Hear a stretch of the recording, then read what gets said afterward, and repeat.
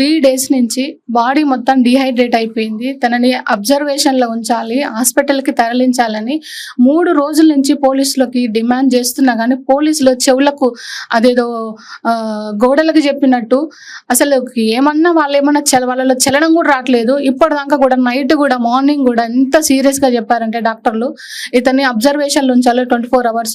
లోపల అసలు ఏ విధంగా ఉందో అర్థం కావట్లేదు. తను మొత్తం పెదాలు మొత్తం ఎండిపోయి మాట్లాడడానికి కూడా వాయిస్ రావట్లేదు. బాడీ మొత్తం డిహైడ్రేట్ అయిపోయింది. రోజు వస్తున్నారండి, ఈవినింగ్ వస్తున్నారు డాక్టర్లు, వచ్చి బీపీ, షుగరు ప్లస్ పల్స్ చూస్తున్నారు అంతే. కనీసం ఒక బ్లడ్ శాంపిల్ తీసుకొని లోపల లివర్ ఫంక్షనింగ్ ఎలా ఉంది, కిడ్నీ ఫంక్షనింగ్ ఎలా ఉంది, ప్లాస్మా టెస్ట్ కానీ థైరాయిడ్ టెస్ట్ కానీ మినిమం ఎటువంటి టెస్ట్ కూడా చేయలేదండి. జస్ట్ బీపీ చూస్తారు, అది పల్స్ చూస్తారు, షుగర్ చూస్తారు. షుగర్ వచ్చేసి నిన్న 80 మొత్తం తగ్గిపోయిందండి. బీపీ 100కు పడిపోయింది. తన పరిస్థితి చాలా ఘోరంగా ఉంది, మాట్లాడడానికి కూడా రావట్లేదు. 3 రోజుల నుంచి సజెస్ట్ చేస్తున్నా కానీ పోలీసులకు ఎందుకు చెవులకు ఎక్కలేదు నాకు అర్థం కావట్లేదు. అసలుకి నేను ఎంత విన్నమించుకున్నా, సార్ హాస్పిటల్లో జాయిన్ చేయండి, లోపల ఎట్లా ఉందో అర్థం కావట్లేదు, ఇంట్లో మేము చాలా భయంగా బతకాల్సి వస్తుంది, తను చెప్తే వినట్లేదు సార్, హాస్పిటల్లో జాయిన్ చేయమని 3 రోజుల నుంచి రిక్వెస్ట్ చేసినా కానీ వాళ్ళు ఏ విధంగా కూడా రెస్పాండ్ అవుతలేరు. అసలు ఎందుకు ఇంత నిర్లక్ష్యంగా ఎందుకు చేస్తుందో నాకు అర్థం కావట్లేదు. అసలు తన పరిస్థితి చూస్తుంటే నాకు అసలు ఇంట్లో నిద్ర కూడా పడతలేదండి. ఏంది అసలు ఈ పరిస్థితి ఏంది, గవర్నమెంట్ ఏంది ఇలా ఉంది?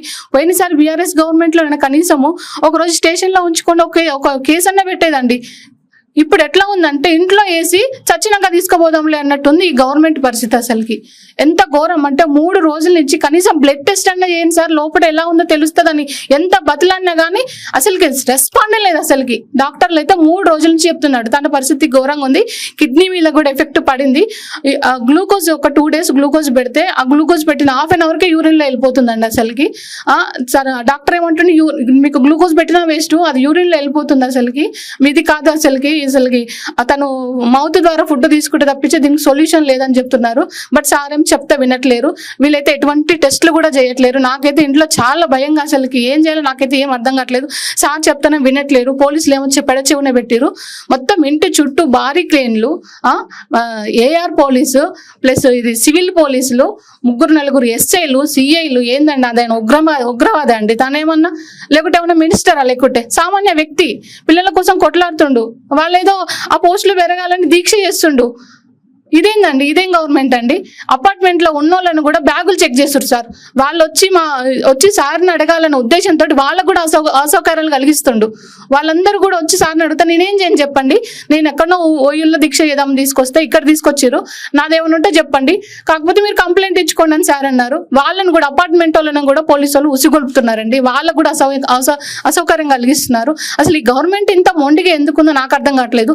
ఆ పోలీసు వాళ్ళని నేను తీసుకెళ్ళామంటే మాకు పైకి వెళ్ళి ఆర్డర్స్ ఆడాలని సచ్చినాక వస్తాయండి ఆర్డర్స్, మీకు చనిపోయినాక తీసుకొస్తారా? చనిపోయినాక జాయిన్ చేయండి, అప్పుడు తెలుస్తుంది రాష్ట్రం ఎట్లుంటుందో, పిల్లలు ఎట్లుంటుందో అప్పుడు తెలుస్తుంది. అంత సిచ్యువేషన్ తెచ్చుకోకండి మీరు. 3 రోజుల నుంచి అడుగుతున్నాను నేను, బయటకు కూడా రాలి ఇన్ని రోజుల నుంచి. ఏందండి అసలుకి నాకు అర్థం కాదు. అసలుకి ఈ గవర్నమెంట్ ఏమనుకుంటుంది? ఆ పిల్లలు డిఎస్సి పిల్లలు అంత ఘనంగా చేస్తున్నారు, మినిమం రెస్పాన్సిబుల్ లేదు. ఎవరో మధ్యలో వ్యక్తులు ఏదేదో తెలిసి తెలియని మిడి జ్ఞానంతో బయట చెప్తున్నారు. వచ్చండి పిల్లలకి రండి, వాళ్ళని ఒక 10 మందిని తీసుకోబండి, ఎవరైతే ఉన్నారో వాళ్ళతో చర్చించండి. ఇక మధ్యలో చర్చిస్తాం, మీకేం తెలుస్తుంది సార్? రేవంత్ రెడ్డి సార్ అన్న మీకేం తెలుస్తుంది? రాహుల్ గాంధీ గారు వచ్చారు కదా అన్న, చిక్కడపల్లి లైబ్రరీలో కూర్చురుగా అన్న, అంతమంది మధ్యలో అప్పుడు కూర్చున్నప్పుడు ఇంతలో చేస్తున్నప్పుడు మీకు రేవంత్ రెడ్డి గారు అన్న మీకు అనిపిస్తలేదా? మీకు మీరు రాహుల్ గాంధీ రావాలని మేమేమనలేదు. మీరు వచ్చి ఆ 10 మంది ఎవరైతే పిల్లలు మీరు రాకుండా మీకు అంత భయం అంటే రాక ఊకోండి. ఆ 10 మంది పిల్లలు ఎవరుంటో తీసుకోండి, ఒక కమిటీ ఒక ½ an hour మాట్లాడండి, అవసరం లేదు. మీకున్న షెడ్యూల్ ఒక ½ an hour పిల్లల కోసం కేటాయించండి. మీకోసం పిల్లలు ఎంతో చేసిరు, అప్పుడు కాళ్ళు పట్టుకొని ఓట్లు ఇప్పించారు. ఇప్పుడు గుర్తుకొస్తలేదు అన్న, ప్రతి మీటింగ్ లో నన్ను నిరుద్యోగులు గెలిపించరని చెప్తున్నావు కదా, ఇప్పుడు ఈ నిరుద్యోగులు కొట్లాడుతుంటే మీకు కనిపించట్లేదా? ఏందన్న, ఏం గవర్నమెంట్ అన్న మీది? వచ్చిన 6 నెలలకి ఎంత వ్యతిరేకత ఎందుకు తెచ్చుకుంటున్నారన్న మీరు? ఒక 10 మందిని పిలిపించుకొని మాట్లాడన్నా, చెప్పండి ఏందో చెప్పండి, మీ దగ్గర ఏమేమి ఉన్నాయో చెప్పండి. ఈ మధ్యలో వ్యక్తులు ఏం చెప్తున్నారో, వాళ్ళకేం రీచ్ అవుతుందో, ఈ పిల్లలు ఏందో కనీసం ఆ పిల్లలు ఎవరో 10 మందిని పిలిపించి మాట్లాడి మీ ప్రాబ్లమ్స్ ఏంది, దీనికి సొల్యూషన్ ఏంది, కనీసం వాళ్ళకి రిప్లై అని ఇవ్వాలి కదా. ఎలక్షన్ల ముందు పిల్లలు గుర్తుకుంటారా, ఎలక్షన్లు అయిపోయినాక పిల్లలు గుర్తుకుంటారా మీకు? ఇదేనా మీ ప్రభుత్వం?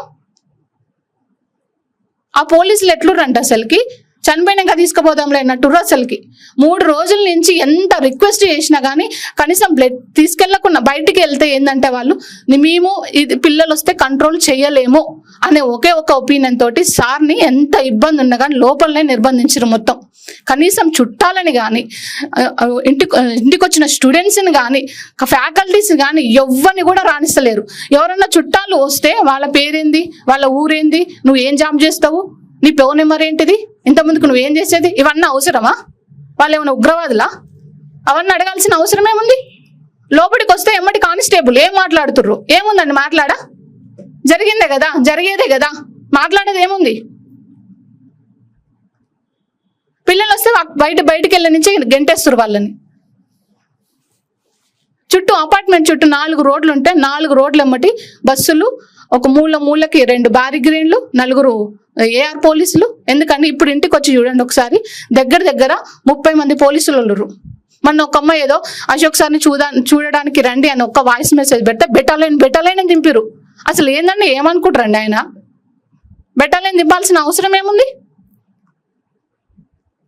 లాఠీలు తీసుకెళ్ళడానికి బస్సులు ఏందండి, అసలు ఏందనుకుంటారండి? సార్ని చంపాలనుకుంటారా? చంపండి, ఇంకా ఎందుకు ఆ టెస్ట్లు ఎందుకు చేస్తున్నారు? మార్నింగ్ నేను టెస్ట్ చేయించుకోను, అసలు మీరు ఏం చేస్తున్నారు? కనీసం లోపల ఫంక్షనింగ్ ఎట్లుందో తెలుసుకోవడానికి బ్లడ్ టెస్ట్ ఏమన్నా చేయట్లేరు. నేను టెస్ట్లు చేయించుకోనంటే బలవంతంగా సిఐ బెదిరించి టెస్ట్ చేయించిండు. అసలు గవర్నమెంట్ ఏమనుకుంటుందో నాకేం అర్థం కావట్లేదు. ఈ పోలీసు వాళ్ళు ఏమనుకుంటే అర్థం కావట్లేదు. డాక్టర్ సజెషన్ చేసినాక నీకు పైకి వెళ్ళి ఆర్డర్స్ ఎందుకండి? డాక్టర్ కాదా? పైన ఉన్న వ్యక్తే డాక్టరా? ఆయన సజెషన్ చేసినా తీసుకెళ్తారా? డాక్టర్ చెప్పింది వినరన్నమాట. మీరు అంత మాత్రానికి ఎందుకు తీసుకొస్తారు? అట్లనే నిర్బంధించండి. పోయినాక తీసుకోబోదురు ఒకేసారి, డాక్టర్ దగ్గర ఒకసారి షిఫ్ట్ చేయదురు, మార్చిలో పెట్టుకుందరు. అప్పుడు 3 రోజుల నుంచి రిక్వెస్ట్ చేస్తున్నాం అసలుకి. కనీసం ఫంక్షన్ బ్లడ్ టెస్ట్ అయినా వేయించండి సార్ అన్న కానీ వేయించట్లేరు. నాకేందో ఏం అర్థం కావట్లేదు. సార్ పరిస్థితి అయితే ఎంత ఘోరంగా అంటే అంత ఘోరంగా ఉంది. నేను చూడలేక ఈ రోజు నేను కెమెరా ముందుకు వచ్చాను. నేను అసలుకి లోపల అసలుకి ఆ సార్ పరిస్థితి చూస్తే అసలుకి లోపల వేసుకున్న పాయింట్ జారిపోతుంది అసలుకి. నేను చెప్పినా సార్ వినట్లేడు. ఎంత బతులన్న నైట్ మొత్తం ఒక 2 గంటలు కూర్చొని వద్దు బంద్ చేసి అనగానే సార్ వినట్లేడు అసలుకి. నేను సార్ అలాగనే మొండిగురు, ఈ గవర్నమెంట్ కూడా అదే మొండిగుంది. ఆ పోలీసు వాళ్ళు కూడా అట్లనే చెవికెక్కనట్టే ఉర్రు. మరి అందరు కలిసి ఏం చేద్దాం అనుకుంటారో నాకైతే ఏం అర్థం కావట్లేదు. హాయ్ ఫ్రెండ్స్, అశోక్ సార్ని చూడడానికి దాదాపు ఒక 4 సార్లు రావడం జరిగింది. అయినప్పటికీ కూడా అశోక్ సార్ని చూడడానికి నాకు ఏమాత్రం పర్మిషన్ ఇవ్వట్లే పోలీసు. అసలు మీరు ఎందుకు పర్మిషన్ ఇవ్వట్లే? Right to protest is a fundamental rights. Protest చేయడం అనేది ప్రతి ఒక్క భారతీయుడికి భారతదేశంలో ఉన్నటువంటి ప్రాథమిక హక్కు. అశోక్ సార్ని ఎందుకు నిర్బంధిస్తున్నారు? దాని వెనక ఉన్నటువంటి కారణాలేదు. వందలాది మంది పోలీసులు చుట్టుపక్కల ఉండడానికి గల కారణాలేదు. తన పిల్లల్ని సైతం కలవనీయకుండా చేయడానికి గల కారణాలేదు. ఏం పాకిస్తాన్కి అణ్వాయుధాలు ఇచ్చిండా? దేశ రహస్యాలను బయటకు ఇచ్చిండా? డ్రగ్స్ వ్యాపారం చేసిండా? ప్రభుత్వాలు చేసినట్టు డ్రగ్స్ వ్యాపారాలు చేసిండా? ఏం చేసిండని చెప్పి అశోక్ సార్ని ఇంత నిర్బంధకాండగా వ్యవహరించడం జరుగుతుంది. మేము ఒక 10 డిమాండ్లు పెట్టినాం. ఆ డిమాండ్లలో అయ్యేదేంది కాందేంది అని చెప్పి మీరు చెప్పాలి కదా. చెప్పకుండా ప్రొటెస్టులు చేస్తే డిఎస్సి వాళ్ళని అరెస్ట్ చేసుడు, లోపల పెట్టి తాళాలేసుడు, లైట్లు బంద్ చేసుడు, అమ్మాయిలను వాష్రూమ్స్కి కూడా పోకుండా చేస్తున్నటువంటి అత్యంత దుర్మార్గమైన కీచకమైనటువంటి ప్రభుత్వం ఇప్పుడున్నటువంటి కాంగ్రెస్ ప్రభుత్వం. దీనికోసమా మీ ప్రభుత్వాన్ని ఏర్పాటు చేసింది? ఈ నిరుద్యోగులందరూ కలిసికట్టుగా ఏర్పాటు చేసినటువంటి ప్రభుత్వం మీది. మీరు మమ్మల్ని ఎక్కడికక్కడ నిరసనలు తెలపకుండా మా మీద కేసులు పెట్టుడు, ఎఫ్ఐఆర్లు చేస్తా అని చెప్పి బెదిరించుడు, ఏ విధంగా నిర్బంధకాండ చేయాలంటే ఆ విధంగా నిర్బంధకాండ చేయడం జరుగుతుంది. వచ్చినటువంటి 6 నెలల్లోనే తెలంగాణ రాష్ట్రం అనేది రావణ కాష్టంలాగా మార్చింది ఇప్పుడున్నటువంటి కాంగ్రెస్ ప్రభుత్వం. అశోక్ సార్ చేస్తున్నటువంటి దీక్ష అతని కుటుంబానికో అతని యొక్క స్వలాభం కోసమో కాదు, ప్రతి ఒక్క నిరుద్యోగిని చైతన్యం చేసి ఈ నిరుద్యోగుల సమస్యల కోసం 20 ఏళ్ళు కూడా నేను నిరుద్యోగుల పక్షాన కొట్లాడతానని చెప్పినటువంటి రాష్ట్రంలో ఏకైక వ్యక్తి అశోక్ సార్ మాత్రమే. మీరు ఎందుకు అశోక్ సార్ పట్ల నిర్లక్ష్యం వహిస్తడం జరుగుతుంది? అశోక్ సార్కి కనుక ఏమైనా జరిగితే రాష్ట్రం అగ్నిగుండం అవుతుంది. ఒక నిరుద్యోగిగా, ఒక అశోక్ సార్ యొక్క స్టూడెంట్గా ఈ కాంగ్రెస్ పార్టీకి, ఈ దున్నపోతు మీద వర్షం పడినటువంటి స్పందించినటువంటి కాంగ్రెస్ పార్టీకి నిరుద్యోగుల పక్షాన 30 లక్షల మంది నిరుద్యోగుల తరపున నేను మిమ్మల్ని హెచ్చరిస్తున్నా. ఈ నిర్బంధ కాండ పెట్టినంత మాత్రాన ఉద్యమాన్ని ఆపలేవు. ఎంత నిర్బంధ కాండ పెట్టినప్పటికీ ఉద్యమం అనేది ఉవ్వెత్తున ఎగిసి పడుతుంది. డిఎస్సి వాళ్ళు ప్రొటెస్ట్ చేస్తుంటేనే డిఎస్సి అనేది ఉంటుందని చెప్తావు. గ్రూప్ 1లో 1:100 సాధ్యం కాదని చెప్తావు. మీరే కదా గ్రూప్ 1లో 1:100 తీయాలని చెప్పి అసెంబ్లీ సాక్షిగా మీరే చెప్పినప్పటికీ ఇవాళ గ్రూప్ 1 1:100 కాదని చెప్తావు. గ్రూప్ 2, 3లో పోస్టులు పెంచాలంటే పోస్ట్ పోన్ చేస్తా. ఎవరు అడిగారు పోస్ట్ పోన్ ఎవరు అడిగారు? అశోక్ సార్ పోస్ట్ పోన్ అడిగిండా? పోస్టుల పెంపు అడిగిండా? పోస్టులు పెంపమంటే పోస్ట్ పోన్ చేస్తా అంటారు. మాకు పోస్టులు పెంచాలని చెప్పి ఇప్పటికీ కూడా 8 రోజుల నుంచి ఆమరణ నిరాహార దీక్ష చేస్తున్నప్పటికీ కూడా ఏమాత్రం స్పందన లేనటువంటి ప్రభుత్వం కాంగ్రెస్ ప్రభుత్వం. ఎందుకు అశోక్ సార్ అంటే మీకు అంత భయం? కారణాలేంది అంటే మీకు రాజకీయ ప్రత్యర్థిలాగా మీరు భావించకండి. అశోక్ సార్కి రాజకీయాలతో సంబంధం లేదు. అశోక్ సార్కి ఉన్నటువంటి ఏకైక సంబంధం నిరుద్యోగులతో సత్సంబంధం. అశోక్ సార్ ఎవరికి కోవట్టు కాదు. అశోక్ సార్ నిరుద్యోగులందరికీ కోవట్టు. ఈ రాష్ట్రంలో 30 లక్షల మంది నిరుద్యోగుల గొంతు అశోక్ సార్. ఎవరి యొక్క స్వార్థాల కోసం చేయట్లేదు. ఎందుకంటే మీరే 2 లక్షల ఉద్యోగాలు ఇస్తున్నారు. రాహుల్ గాంధీని చిక్కడపల్లికి తీసుకొని వచ్చి మాట్లాడిచ్చిర్రు. అసంబద్ధ హామీలు ఇచ్చిర్రు. పనికిరాని ముచ్చట్లన్నీ చెప్పిర్రు. ఈరోజు మీరు ప్రభుత్వాన్ని ఏర్పాటు చేసిన తర్వాత ఇదే అశోక్ సార్ అదే హామీల కోసం 2వసారి ఆమరణ నిరాహార దీక్ష చేయాల్సి వచ్చింది. ఇది మీ ప్రభుత్వానికి నిరుద్యోగుల పట్ల ఉన్నటువంటి నిబద్ధత. నిరుద్యోగులందరూ గమనిస్తున్నారు. మళ్ళా ఈ కాంగ్రెస్ పార్టీ యొక్క కూసాలు కదిలేటట్లు మీ యొక్క పార్టీ మళ్ళా అనేది తెలంగాణ రాష్ట్రంలో లేకుండా చేయడానికి ప్రతి ఒక్క నిరుద్యోగి కంకణబద్ధుడిగా పనిచేసి మళ్ళా మీ యొక్క ప్రభుత్వం మీద మేము ఖచ్చితంగా ఉద్యమాన్ని ప్రకటించడం జరుగుతుంది.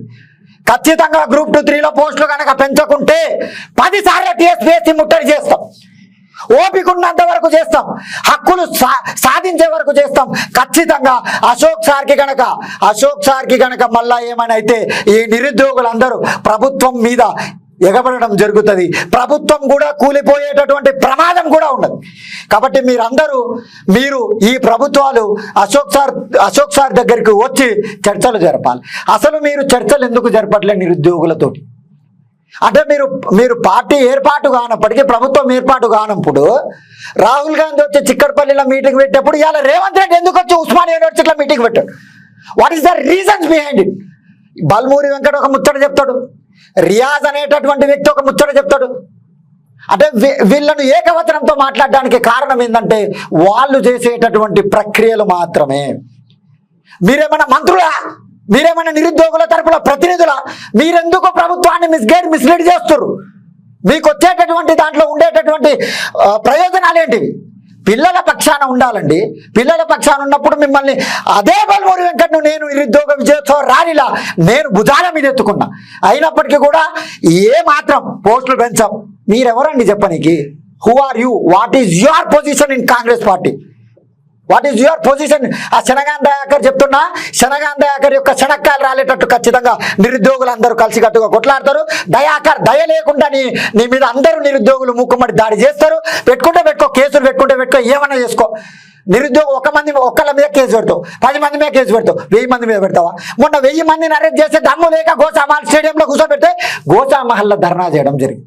నిన్న డిఎస్సీ అభ్యర్థులను ఆడ కూర్చోబెట్టినావు. వాళ్ళు ప్రొటెస్ట్ ఆడ చేసిర్రు. అంటే మీరు ఎక్కడ కూర్చోబెట్టినా అవే మాకు ఉద్యమ కేంద్రాలుగా మారుతాయనేటటువంటి విషయాన్ని కూడా మీకు స్పష్టం చేసేటటువంటి వచ్చింది. అయితే మీడియా ముందుకి ఈ కెమెరా ముందుకు రావడానికి గల ప్రధాన కారణం ఏంటంటే వీళ్ళు ఏమాత్రం అశోక్ సార్ని పట్టించుకోవట్లేదు. అశోక్ సార్ని చంపాలని చూస్తున్నది ప్రభుత్వం. ఖచ్చితంగా ఎట్లా చెప్తావు అంటే అశోక్ సార్కి కావలసినటువంటి ప్రాథమిక టెస్టులు, వాటర్ తాగకుంటే లివర్ ఫంక్షనింగ్ అనేది ఆగిపోతుంది. క్రియాటిన్ టెస్ట్ అనేది మూత్రపిండాలకు సంబంధించి ఎందుకు చేయట్లేదు? ఈ ఆర్బీసీలు వైట్ బ్లడ్ సెల్స్ ఎట్లున్నాయని చెప్పి మీరు ఎందుకు చెప్పట్లేదు? షుగర్ లెవెల్స్ పడిపోతున్నాయి, బీపీ పడిపోతుంది. చంపాలని చూస్తున్నది ప్రభుత్వం. ఎందుకు చంపాలని చూస్తున్నదంటే ఇవాళ అశోక్ సార్ యొక్క గొంతును కనుక నొక్కేస్తే 30 లక్షల మంది నిరుద్యోగుల గొంతును నొక్కేయచ్చు. 5 ఏళ్లు సుస్థిర ప్రభుత్వాన్ని ఏర్పాటు చేయవచ్చు అనేటటువంటి ఉద్దేశంతో మాత్రమే కాంగ్రెస్ పార్టీ ఈ యొక్క అత్యంత దుర్మార్గమైనటువంటి చర్యకు పూనుకోవడం జరుగుతుంది. కానీ అశోక్ సార్కి కనుక ఏమైనా అయితే ఖచ్చితంగా ఈ రాష్ట్రంలో ఉన్నటువంటి నిరుద్యోగులందరూ ప్రభుత్వం మీద దాడి చేయడం జరుగుతుంది, ఎంతకైనా తెగించడం జరుగుతుంది. కాబట్టి ఒక్కసారి మీరు చర్చలకు రావాలి. చర్చలోకి వచ్చి మీ యొక్క సమస్యలు ఏంది, ఇది అయితే ఇది కాదు, ఇది చేయగలుగుతాం, ఇది చేయలేము. కమ్ విత్ రిప్రజెంటేషన్, రండి, మాట్లాడండి, చర్చలు మొదలు పెట్టండి. ఎందుకు ఇంత ల్యాగ్ చేసుకుంటూ పోతున్నారు? 6 నెలల్లో కేసీఆర్ మీద 10 సంవత్సరాలలో వచ్చినటువంటి వ్యతిరేకకు సమానమైనటువంటి వ్యతిరేకత కూడబెట్టుకున్నది కాంగ్రెస్ ప్రభుత్వం. కాబట్టి మేము నిరుద్యోగుల తరఫున హెచ్చరిస్తున్నాం. నిరుద్యోగులు వాట్సాప్లో మెసేజ్లు పెట్టొద్దు, టెలిగ్రామ్లో షేర్లు చేయొద్దు, నెక్స్ట్ వేరేటోళ్ళకి అశోక్ సార్కి ఫోన్లు చేయొద్దు, ఫోన్లో ట్యాపింగ్లు చేసుడు. ఇవన్నీ ఏందండి? ఇదంతా ఏంది? Freedom of expression is the fundamental right by the supreme court. అసలు మీరు ఎందుకు ఆపుతుర్రు? మా యొక్క ఫ్రీడమ్, మా యొక్క ఎక్స్ప్రెషన్ ఇచ్చేటటువంటి అవకాశం మాకుంది, రాజ్యాంగం ఇచ్చింది, బాబాసాహెబ్ అంబేద్కర్ గారు మాకు ప్రదానం చేశారు. మీరు ఎందుకు ఆపుతున్నారు? మేము అడిగేది ఏంటంటే, నిరుద్యోగులు మళ్ళీ మిమ్మల్ని కూలగొట్టేటటువంటి ప్రమాదం ఉన్నది. ఖచ్చితంగా రేపు రాబోయేటటువంటి గ్రామ పంచాయతీల్లో మా నిరుద్యోగుల సత్తా ఏందో ఖచ్చితంగా తెలియజేస్తాం. మేము అనేది ఏంటంటే, అశోక్ సార్తో చర్చలకు దిగి రావాలి. మీరు ఎంత మొండిగా వ్యవహరిస్తుర్రో అశోక్ సార్ కూడా గంతే మొండిగా వ్యవహరిస్తుర్రు. దండం పెట్టినాం, కాళ్ళు పట్టుకున్నాం, బతిలాడినాం, వద్దు సార్ దీక్ష విరమణ చెయ్యండి అంటే అదే కాంగ్రెస్ పార్టీకి 5,000 కిలోమీటర్లు తిరిగి నీ ప్రభుత్వాన్ని ఏర్పాటు చేయడంలో లక్షల రూపాయలు ఖర్చు పెట్టుకొని మీకు ప్రభుత్వాన్ని ఏర్పాటు చేసినందుకు మీరు అశోక్ సార్కి ఇచ్చినటువంటి గిఫ్ట్ ఇది. 2 సార్లు ఆమరణ నిరాహార దీక్ష చేసిరు. ఫస్ట్ సార్ ఆమరణ నిరాహార దీక్ష చేసినప్పుడు బల్మూరి వెంకట అనేటటువంటి వ్యక్తి అనేక రకాల అబద్ధాలు, బల్మూరి వెంకట అనేటటువంటి వ్యక్తి మాట్లాడితే అబద్ధమే మాట్లాడతారు, నిజాలు మాట్లాడడం జరగదు. కాబట్టి ఖచ్చితంగా మా యొక్క డిమాండ్లు ఖచ్చితంగా తెలియజేయాల్సిందే. ఈ నిర్బంధకాండ తొలగిపోవాలి. ఆ బ్యారికేడ్లు ఎందుకండి? బ్యారికేడ్లు ఎందుకు? సిఆర్పిఎఫ్ వాళ్ళు ఎందుకు? కానిస్టేబుల్ ఎందుకు? ఒక 5 ఎస్ఐలు ఉండాల్సిన అవసరం ఏమన్నా కసబా ఇది? తాజ్ హోటల్ యొక్క దాడా? కసబ్ కాదు కదండి. నిరుద్యోగుల తరపున కొట్లాడుతున్నాడు, వాళ్ళకు మంచి భవిష్యత్తు ఏర్పాటు కావాలని చెప్పి తన వంతుగా ఈ సమాజం కోసం ఎంతో కృషి చేస్తున్నాడు. అట్లాంటి వ్యక్తిని మీరు కాపాడుకోవాలి తప్ప సంపాలని చూస్తున్నది ప్రభుత్వం. ఐ మెన్షన్ క్లియర్లీ, ఖచ్చితంగా అశోక్ సార్ని చంపాలని చూస్తున్నది ప్రభుత్వం. డాక్టర్ల యొక్క సూచనలు పాటించట్లే, ఎవరిని కలవనియట్లే. మేము సెపరేట్గా డాక్టర్ దగ్గర పోతామంటే పోనీయట్లే. పోనీయ, మరి నువ్వన్నా టెస్టులు చేయాలి కదా బాయ్, నువ్వు కూడా టెస్టులు చేపావు. అంటే అతను చనిపోతే మిమ్మల్ని అడిగేటటువంటి దిక్కు లేదు. అంటే అతని కుటుంబం రోడ్డు మీద పడాలి. 2 ఆడపిల్లలు ఉన్నారు. ఎందుకు సోయి లేకుండా వ్యవహరిస్తున్నది ప్రభుత్వం అని చెప్పి ఒకసారి నిరుద్యోగిగా, అశోక్ సార్ యొక్క స్టూడెంట్గా ఈ యొక్క ప్రభుత్వాన్ని నేను ప్రశ్నిస్తున్నా. ఖచ్చితంగా మాతో చర్చలకు దిగి రావాల్సిందే. అశోక్ సార్ యొక్క ప్రాణాన్ని కాపాడాల్సిందే. మా యొక్క గ్రూప్ 2, 3 పోస్టులు పెంచాల్సిందే. ఒప్పుకునేదే లేదు. ఎంత దూరమైనా పోతాం తప్ప దీన్ని ఊకునేదే లేదు. ఏమన్నంటే బల్మూరి వెంకట నీట్ పరీక్ష అంటాడు. అమ్మని నీట్ పరీక్ష కాదు, ఈడ ఏం జరుగుతుందో చూడు. నీట్ పరీక్ష దేశవ్యాప్తంగా జరిగేటటువంటిది. నువ్వు అంటే కాంగ్రెస్ వాళ్ళని తింటే బీజేపీ వాళ్ళని తిట్టాలి, బీజేపీ వాళ్ళని తింటే కాంగ్రెస్ వాళ్ళని తిట్టాలి. అందరూ కలిసి ఆగం పట్టించేది నిరుద్యోగులను మాత్రం. ఫస్ట్ థింగ్ ఏంటంటే, మీరందరూ మూకుమ్మడిగా కలిసికట్టుగా ఎవరిని ఆగం పట్టిస్తున్నారంటే నిరుద్యోగులను. నీటి ధర్నా మీద ఎన్ఎస్సీ బల్మూరి వెంకట్ గారు అనేక రకాల ధర్నాలు చేస్తారు. నువ్వు ధర్నా చేసినప్పుడు మేము ఎందుకు చేయొద్దు? అంటే నువ్వేమన్నా భారతదేశంలో నీకు ప్రత్యేక రాజ్యాంగం రాసి పెట్టిందా? కాదు కదా, అందరికి అదే కదా ప్రాథమిక హక్కులు. మేము కూడా ధర్నా చేస్తాం. ఖచ్చితంగా మాకు గ్రూప్ 2, 3 పోస్టులు పెంచాల్సిందే. ససేమరియా మళ్ళా టీజీపీఎస్సీ ముట్టడైనా ఖచ్చితంగా చేస్తామని చెప్పి మీకు చెప్తున్నాను. కాబట్టి అశోక్ సార్తో చర్చలకు దిగి రావాలి, అశోక్ సార్ యొక్క ప్రాణాన్ని కాపాడుకోవాలని చెప్పి చెప్తున్నాను. కొంతమంది కాంగ్రెస్ కార్యకర్తలు అంటే, నేను వాళ్ళ పేర్లు చెప్పదలుచుకోలేదు, అంటే కోచింగ్ సెంటర్లు అంటారు ఏంటంటే, అసలుకి కోచింగ్ సెంటర్లు అంటే మాకు ఒక్కరికే ఉన్నాయా? ఆయన అశోక్ 2 బ్యాచ్లు వేసుకుంటాడంట, పోస్ట్ పోన్ అయితే. కోచింగ్ సెంటర్ అశోక్ సార్ ఒక్కరికే లేదు సార్. ఆర్టీసీ క్రాస్ రోడ్ లో కుప్పలు తెప్పలు ఉన్నారు, సంపాదించుకునే వాళ్ళు చాలా మంది. మేము 1 రూపాయికి 100 రూపాయలకి 500కి కోర్సులు ఇచ్చిన వాళ్ళం. మేము వేలు పెట్టి కోట్లు కుంభకోణాలు చేసిన వాళ్ళం కాదు. మీలాగా భూముల కబ్జాలు పెట్టిన వాళ్ళం కాదు, కాంట్రాక్ట్లలో కమిషన్లు తీసుకున్న వాళ్ళం కాదు. మేము ఒక్కటే చెప్తున్నాం, ఇంకోసారి కోచింగ్ సెంటర్ అంటే బాగుండదండి. అది ఒక సంస్థ, మేము నడిపించుకుంటున్నాము నిజాయితీగా. ఒకసారి మాది యాప్ ఉంది, ఓపెన్ చేసి చూడండి, ఎంతమందికి 1 రూపాయికి కోచింగ్ ఇచ్చాము ఫ్రీగా. అంటే కోచింగ్ సెంటర్లు అంటే ఎందుకండి? మిమ్మల్ని నిలదీసిందుక? మీరు చేసిన అన్యాయం నిలదీసినందుక ఇవన్నీ అబండాలు వేసేది? ఒక ఆయన బీఆర్ఎస్ కోవట్ అంటాడు, ఒక ఆయన కాంగ్రెస్ కోవట్ అంటాడు, ఆయన బల్మూరు వెంకట అంటాడు, కాంగ్రెస్ వాళ్ళ కోసం ఒక వీడియో చేసి చూపి అంటాడు. యూట్యూబ్ ఛానల్ ఓపెన్ చేసి చూసుకో అన్న ఎన్ని వీడియోలు ఉన్నాయో. అదే బస్సు యాత్రలో ఎన్ని వీడియోలు చేసిరో చూడండి ఒకసారి మీరు. కాళ్ళ మొక్క ఓట్లేపియమని చెప్పింది సార్కిలో మనస్ఫూర్తిగా ఇష్టం లేకున్నా బీఆర్ఎస్ గవర్నమెంట్ విద్యార్థులను నిర్లక్ష్యం చేస్తుంది, కాంగ్రెస్ గవర్నమెంట్ తెచ్చుకోవాలని మనస్ఫూర్తిగా ఇష్టం లేకున్నా కానీ వీడియో చేసిందన్న. చూడు, ఒక్క వీడియో కూడా లేదన్నారు. చూడు ఒకసారి యూట్యూబ్ ఛానల్ ఓపెన్ చేసి చూడు మీకోసం ఎన్ని వీడియోలు ఉన్నాయో. బస్సు యాత్రలో ఎన్నిసార్లు వచ్చినా చూడు ఒకసారి. ఏం మాట్లాడుతున్నారన్న మీరు? నాకు అర్థం కాదు. అంటే కోచింగ్ సెంటర్లు అంటారు. కోచింగ్ సెంటర్లు మాకు ఒక్కరికే లేదండి. మేము 10,000 20,000 పెట్టి వసూలేం చేయట్లేదు మేము. రేవంత్ రెడ్డి కూడా మాట్లాడుతుంది మేడం లైవ్ లో. కోచింగ్ సెంటర్ల పేరు ఎందుకు వస్తుందండి? తను ఒక్క నిలదీస్తున్నానా?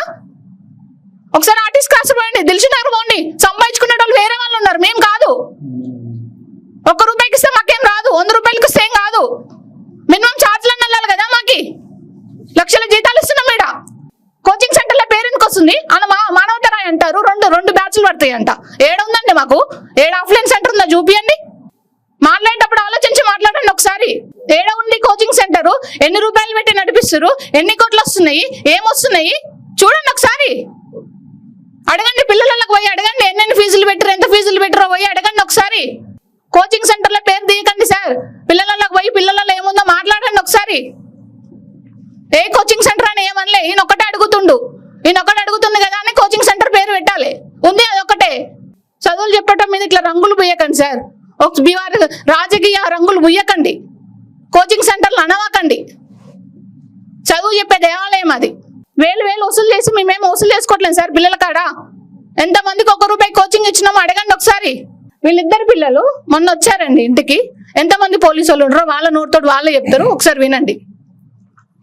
ఈరోజు రాష్ట్రంలో అసలు ప్రజాపాలన నడుస్తున్నదా, నియంతృత్వ పాలన నడుస్తున్నా అర్థం కాని పరిస్థితి ఉన్నది. ఎందుకు ఒక వ్యక్తిని చూసి రాష్ట్ర ప్రభుత్వం భయపడతా ఉన్నది? ఎందుకు ఒక వ్యక్తిని చూసి ఇంతగానో పోలీసులు మోహరించాల్సిన అవసరం ఏముంది? ఆయన తీవ్రవాద, ఉగ్రవాద? నిరంతరం నిరుద్యోగుల కోసం కష్టపడడం ఆయన చేసిన తప్ప? మా నిరుద్యోగులకు ఎవరు లేరు. మరి మా నిరుద్యోగుల గొంతుగా వినిపించుకోవడానికి మా అశోక్ సార్ తప్ప ఎవరు లేరు. మీరెవరు రారు. మీకు ఏం చెప్పినా మీకు అర్థం కాదు. ఆ Group 2 నోటిఫికేషన్ అర్థం కాదు, Group 1 నోటిఫికేషన్ అర్థం కాదు, ఆ జియో పార్టిసిపేషన్ అర్థం కాదు, ఏదైనా అర్థం కాదు. నిరంతరం మా సమస్యలనే పోరాడే వ్యక్తి అశోక్ సార్ కాబట్టి మీ అశోక్ సార్ దగ్గరికి వస్తాం బరాబర్గా. మీరు ఈ రాష్ట్ర ప్రభుత్వం ఎన్ని అక్రమ నిర్బంధాలు చేసినా, ఎంతమంది పోలీసులు మోహరించినా నిరుద్యోగులు మాత్రం అశోక్ సారే వెంటే ఉంటారు. ఇది మాత్రం కన్ఫామ్. ఎందుకంటే సార్కున్న అవగాహన మీకు లేదు. ఫస్ట్ మీకు నోటిఫికేషన్ అంటే ఏందో తెలియదు, ఏంటో ఏం తెలియదు. అసలు ఎందుకు ఇంతమంది పోలీసులు మోహరించిన అవసరం ఏమున్నది? నిన్న మీ కోసం కూడా మమ్మల్ని పంపించలే సార్. స్టూడెంట్స్ని మాకు పాఠాలు చెప్పిన గురువు గారు కనీసం మా గురువు గారు చూసుకునే బాధ్యత మాకు లేదా అని చెప్పేసి పోలీసు వాళ్ళు సీఏతో ఎస్ఐతో గొడవ పెట్టుకున్నా కానీ కనీసం కాళ్ళు పట్టుకుంటా ఉన్నా కానీ పంపిన పరిస్థితి ఉన్నది. ఎందుకు? ఇది ప్రజాపాలన, నియంతృత్వ పాలన? గత 6 నెలల్లోనే ప్రభుత్వం మీద ఇంత విమర్శ రావడానికి కారణం ఏంది? ఎందుకు ఇంత ఘనంగా చేస్తున్నారు? కేవలం ఒక అశోక్ సార్ అనే వ్యక్తి మీద కుట్రపూరితంగా ఈరోజు మీరు పండాంగమనే ప్రయత్నం చేస్తూ ఉన్నారు. ఎందుకంటే ఆ రోజు అంతకుముందు కూడా కాంగ్రెస్ ప్రభుత్వం ఉన్నప్పుడు అంతకుముందు కూడా సార్ అమరణ దీక్ష చేయడం జరిగింది. ఈ రోజు కూడా నిరుద్యోగ సమస్యల కోసం నిరుద్యోగులకు అన్యాయం జరుగుతున్నది. Group 2, 3 పోస్టులు పెంచాలి, Group 1 100 చేయాలి, డిఎస్సీ అభ్యర్థులు కూడా అరిగోసపడుతున్నారని చెప్పేసి ఈ రోజు సారు అమరణ దీక్ష చేయడం జరిగింది. అయితే సారు దీక్షుంటే ఈ రోజు రేవంత్ రెడ్డి గారు ఏమంటారు? బహిరంగ సభలో మాట్లాడుతూ కొంతమంది కోచింగ్ సెంటర్ల వాళ్ళ టైం కలుపుకోవడానికి ఈ విధంగా ధర్నా చేస్తారని చెప్పి చెప్తా ఉన్నారు. మరి మిగతా ఏ కోచింగ్ సెంటర్ చేయట్లేదు కదా. మరి అశోక్ సార్ ఎందుకు చేస్తున్నాడు? ఎందుకు అశోక్ సార్కి ఏం అవసరం? ఎందుకంటే నిరంతరం నిరుద్యోగుల కష్టాలు తెలిసిన వ్యక్తి, నిరుద్యోగుల కన్నీళ్లు తుడిచే వ్యక్తి అశోక్ సార్ కాబట్టి అశోక్ సార్ చేస్తూ ఉన్నాడు. పోలీసు వాళ్ళు కూడా ఎట్లా వివరిస్తున్నారంటే ఎవ్వరు వచ్చినా పంపించే పద్ధతి లేదు. పైన వాళ్ళని కిందికి రానియరు, కింద వాళ్ళని పైకి పంపించారు. అపార్ట్మెంట్లను కూడా మస్తు ఇబ్బంది పెట్టే ప్రయత్నం చేస్తూ ఉన్నారు. ఒకవేళ కలిసిన అమ్మలో వెంబడి ఒక కానిస్టేబుల్ రావడం, ఏం మాట్లాడుతున్నారని చెప్పి చూసుకోవడం. ఏమన్నా తీవ్రవాద రహస్యాలు చెప్తామా? లేకపోతే పాకిస్తాన్తో యుద్ధం చేయాలి, ఏమన్నా మరి ఏమన్నా కరెక్ట్గా ఏమన్నా అణ్వాయుధాలు చేయాలని చెప్పి చెప్తామా? ఎందుకు? నిరుద్యోగులతో ఏర్పడిన ప్రభుత్వం ఇది. మీకు త్వరలో నిరుద్యోగ శాఖ తగలబోతా ఉంది కాంగ్రెస్ ప్రభుత్వాన్ని కూడా.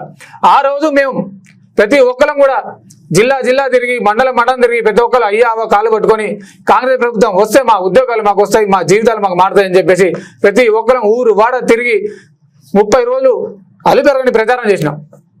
ఈ రోజు అధికారంలోకి వచ్చిన తర్వాత నిరుద్యోగులను పట్టించుకునే పరిస్థితి. కాబట్టి చెప్తున్నా కాంగ్రెస్ ప్రభుత్వం మీరైనా అర్థం చేసుకోండి. మొన్న కూడా గ్రూప్ 2, 3 పోస్టుల పెంపు కోసం సుమారు 10,000 మంది అభ్యర్థులు టీఎస్పీసీ ముట్టడి చేసినాం. ముట్టడి చేయకముందే 10,000 మంది పోలీసులు మోహరించారు. అక్కడ మెట్రో ఎక్కటండి, మెట్రో దిగటండి, ఉత్తపోషణ కూడా వేసుకొని పోయినారు. ఏ సంబంధం లేదు. రైతుల గురించి చెప్పారండి. మీకు రైతుల మొహాలు, స్టూడెంట్స్ మొహాలు ఎట్లుంటాయి కూడా మీకు తెలీదా?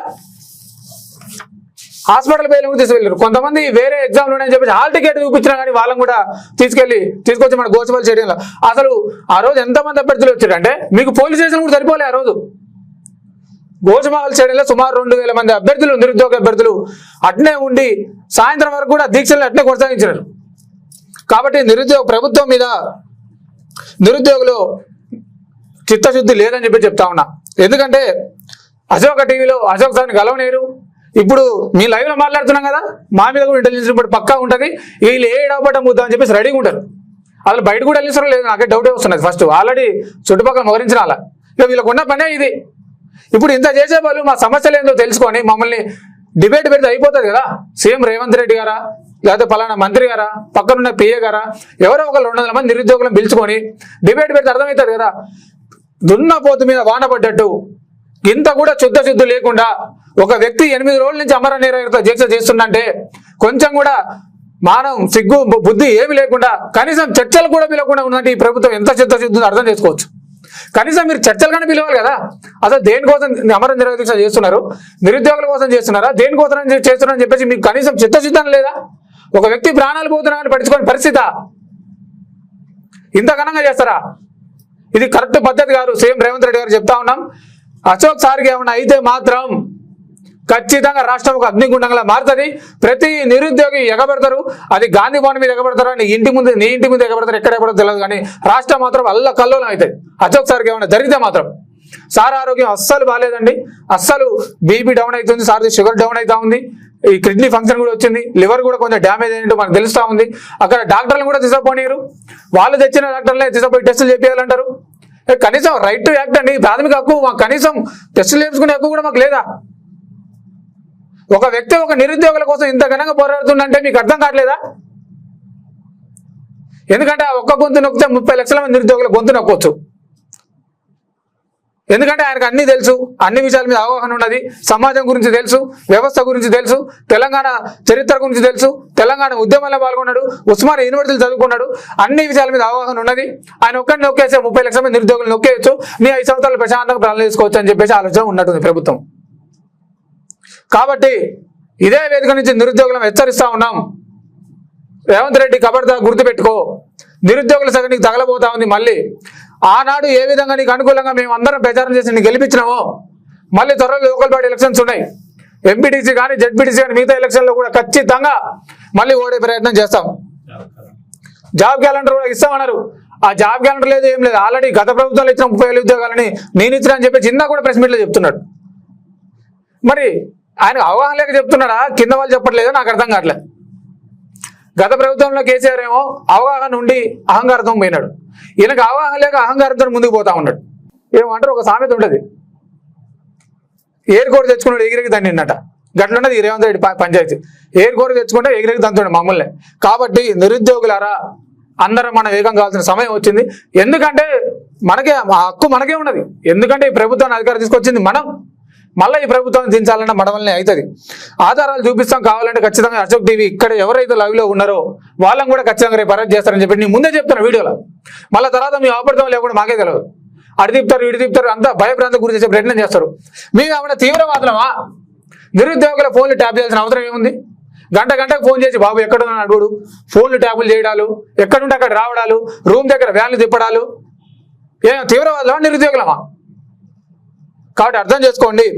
ధర్నాలు చేసినాం, ముట్టడి చేసినాం, దీక్షలు చేసినాం, ఇంకేం చేయం? రేవంత్ రెడ్డి గుర్తుపెట్టుకో, ఇక్కడ అశోక్ సార్ అనే ఒక వ్యక్తి నిరుద్యోగుల కోసం పోరాడుతూ ఉన్నాడు.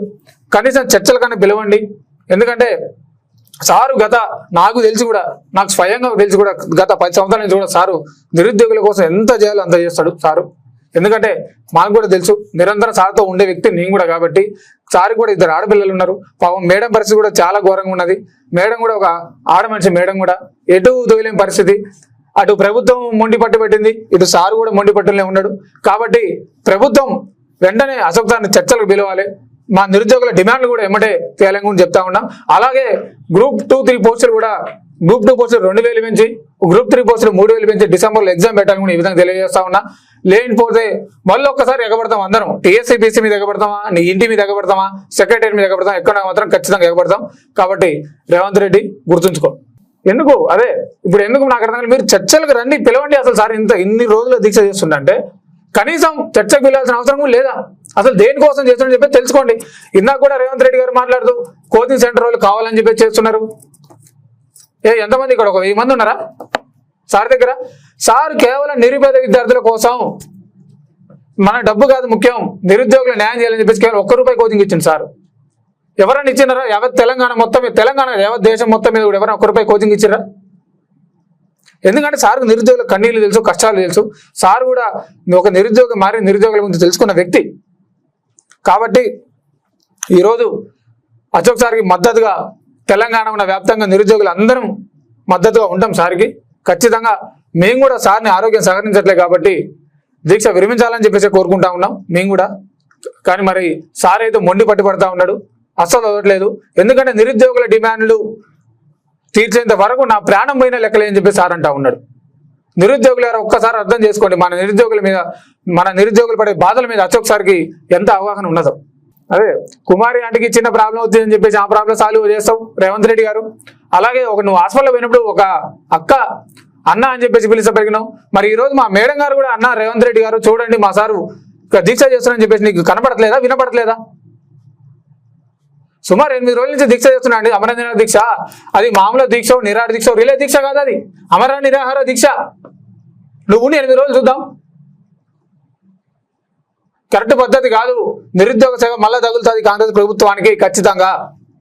కాబట్టి ఖచ్చితంగా మీరు స్పందించాలని చెప్పేసి నేను కోరుతా ఉన్నా. నాకైతే చాలా బాధ అనిపిస్తుందండి. అసలు అశోక్ సార్ పైన ఇంత కుట్రపూరితమైన కక్షలు ఎందుకు చేస్తారు అనేది నాకు చాలా బాధ అనిపిస్తుంది. ఎందుకంటే ఈరోజు ఒక మీడియా ముందు ఒక ఆడబిడ్డ ఇంటి ముందుకు వచ్చి మా పరిస్థితి ఇది ఉంది సారు, ఆరోగ్యం క్షీణిస్తుంది, కనీసం మా మీద ఇంత కక్ష కట్టిరు, మేమైనా తీవ్రవాదులమా, మేమైనా ఉగ్రవాదులమా, లేకుంటే మేము గవర్నమెంట్ కోసం మేము అగనెస్ట్గా ఏమైనా చేశామా, ఏంది అసలు ఇవన్నీ మాకు ఇట్లా నిర్బంధాలు చేస్తారు అని ఇంత వేడుకుంటే కూడా, ఇంత కాళ్ళు పట్టుకొని వేడుకొని మొక్కుతుండి మీ కాళ్ళు మొక్కినా కానీ మీ మనసులో కానీ మీ మైండ్లో కానీ మీ శరీరంలో మొత్తానికి ఇంత మానవత్వం కూడా వస్తలేదంటే ఎంత దారుణం అండి. అసలు ఒప్పుకోవచ్చు, చాలా గ్రేటు. మొక్కుతున్నా మీకు, గవర్నమెంట్ వాళ్ళకు, మన తెలంగాణ గవర్నమెంట్కు మొక్కుతున్నా. ఒక ఆడబిడ్డ అండి, ఒక ఆడబిడ్డ మానవత్వంతో ముందుకు వచ్చి మా పరిస్థితి ఇది, మా బాధ ఇట్లా ఉంది, సరే కనీసం మా సారు ఆరోగ్యం క్షీణిస్తుంది అని ఇంత వేడుకుంటే కూడా ఇంత కనికరం లేకుండా, ఇంత మన దయాదాక్ష లేకుండా ఇంత కఠినంగా ఉందంటే ఎంత బాధ అండి. ఒక్కసారి చూడండి ఎంత బాధపడుతుందో, ఎంత బాధ మనసులో ఆ ఆవేదన ఎంత ఉంటే అనేది ఒకసారి ఆలోచన చేయండి మీరు. అదే మీ మంత్రులు ఆడబిడ్డలు ఉన్నారు కదా, అదేవిధంగా మీ ఇంట్లో కుటుంబాలు ఉన్నాయి కదా, మీ కుటుంబాలతో ఒక 10 రోజులు దీక్ష చేపియండి, నీళ్ళు తాగకుండా తినకుండా చేయకుండా ఒకసారి చేపియండి. ఒక రోజు మీరే ఉండండి, ఆ బాధ ఎట్లుంటుంది అనేది మీకు అర్థమవుతుంది. సో నేను ఏమంటున్నా అంటే, కనీసం మేము గవర్నమెంట్కి వెళ్ళి కోరుకునేది ఏంటంటే, కనీసం అశోక్ సార్ ఆరోగ్యం క్షీణిస్తుంది రోజు రోజుకు, హాస్పిటల్లో షిఫ్ట్ చేస్తారా, లేకుంటే అశోక్ సార్కి సంబంధించిన బాడీకి సంబంధించిన ప్రతి ఒక్క టెస్టులు చేపిస్తారా? మార్నింగ్ పూట కానీ ఈవినింగ్ పూట 2 పూటలు చేపియాలి. అదేవిధంగా ఒక్కసారి ఆలోచించండి అని నేను గవర్నమెంట్కి వెళ్ళి కోరుకుంటున్నా. ఒక్కసారి ఆలోచించండి. ఒకవేళ అశోక్ సార్ గినంగా రేపు అనుకోకుండా ఏమన్నా అయిందనుకోండి, గవర్నమెంట్ మాత్రం మా చదువుకున్న నిరుద్యోగులను కానీ ప్రతి ఒక్కరిని అణచివేయాలని చూస్తే మాత్రం మీ తరం కాదు సార్. మేము ఫైనల్గా మేము చెప్పాలనుకుంటున్నాం సార్. మన పోలీస్ డిపార్ట్మెంట్ వాళ్ళకు కూడా మేము ఒక చిన్న రిక్వెస్ట్ చేస్తున్నాం, మనవి చేస్తున్నా, మీకు కాళ్ళు పట్టుకొని అడుగుంటున్నా సార్. ఒకసారి ఎవరైనా అశోక్ సార్ని కలవాలి, అశోక్ సార్ని చూడాలి, అసలు సారు ఆరోగ్య పరిస్థితి ఎలా ఉంది అని కొంచెం ఎవరైనా వచ్చినప్పుడు కనీసం అనుమతి ఇవ్వండి సార్ ప్లీజ్. మీ కాళ్ళు పట్టుకొని అడుగుతున్నా సార్, మీకు పైకి వెళ్ళి మాకు ఆర్డర్ లేవు, మాకు అలో లేదు అంటే రేపు సార్కి ఏమన్నా అయితే మాత్రం రెస్పాన్సిబిలిటీ ఎవరిదండి? ఎవరిది రెస్పాన్సిబిలిటీ? గవర్నమెంట్ ఏమన్నా మామూలు చుట్టుపక్కల ఉండి ఒక తీవ్రవాది విధంగా దాడి చేసినట్లు ఆ బారికేడ్లు పెట్టి ఆ చుట్టుముడి పోలీసులను పెట్టి అవన్నీ చేస్తుంది. మీ డ్యూటీ మీరు చేసుకుంటారు, కానీ సారు ఆరోగ్యం కూడా ఇంపార్టెంట్ కదా. కొంచెం కూడా అనిపిస్తలేదా మీకు? కొంచెం ఆకున్నా కొంచెం అన్నా ఇంత దారుణంగా ఉండదు. కాబట్టి కనీసం ఎవరైనా అశోక్ సార్ కలవాలన్నా కానీ వాళ్ళకి అలో చేయండి. ఫస్ట్ పైకి పోయి సారు ఆరోగ్యం పరిస్థితి ఎట్లా ఉంది అనేది కొంచెం చూసే అవకాశం అన్న ఇవ్వండి మాకు. అదేవిధంగా సార్కు సంబంధించిన ప్రతి టెస్టులు చేయించాలి, మార్నింగ్ ఈవినింగ్ 2 times చేయించండి సార్. ఆడబిడ్డ బాధ అర్థం చేసుకోండి సార్. మీకు కాలు పట్టుకొని అడుగుతున్నా సార్ రేవంత్ సార్. అదేవిధంగా మన పోలీస్ డిపార్ట్మెంట్ వాళ్ళకు కూడా చిన్న రిక్వెస్ట్ చేస్తున్నా సార్, మీకు కాలు పట్టుకొని అడుగుతున్నా సార్, ఒక్కసారి ఆలోచించండి సార్. నేను పోలీస్ వాళ్ళకి ఒక్కటే చేస్తున్నా సార్, ప్లీజ్ కొంచెం ఆ టెస్ట్లు ఏందో చేయించండి. ఆ పొజిషన్ ఏందో ఏం అర్థం కావట్లేదు, చాలా సీరియస్గా ఉంది పరిస్థితి. డాక్టర్లు నిన్న చెప్పారు, మార్నింగ్ కూడా చెప్పారు, బాడీ మొత్తం డిహైడ్రేషన్ అయ్యింది. 24 hours అబ్జర్వేషన్లో ఉంచాలి.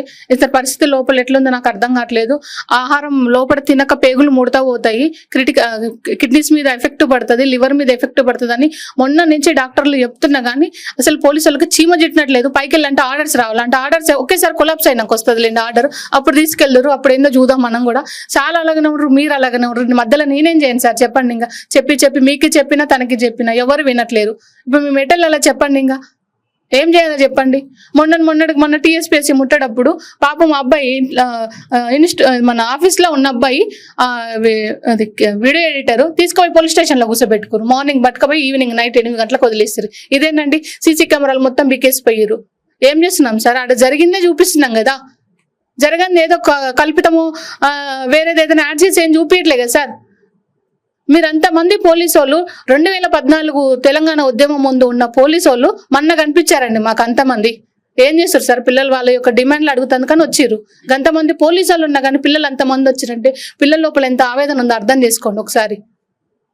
రిక్వెస్ట్ చేస్తున్నాను, ఒక 10 మంది పిల్లల్ని ఎవరైతే ఉన్నారో ఆ డిఎస్సి వాళ్ళు కానీ, ఆ Group 2 వాళ్ళు కానీ, Group 3 వాళ్ళు కానీ, ఆ Group 1 వాళ్ళు కానీ, వాళ్ళని ఒక 10 మందిని పిలిపించుకొని మాట్లాడండి, ఒక హాఫ్ అన్ అవర్ మాట్లాడండి, అర్థమవుతుంది. లేకుంటే వాళ్ళని కన్విన్స్ చేయండి.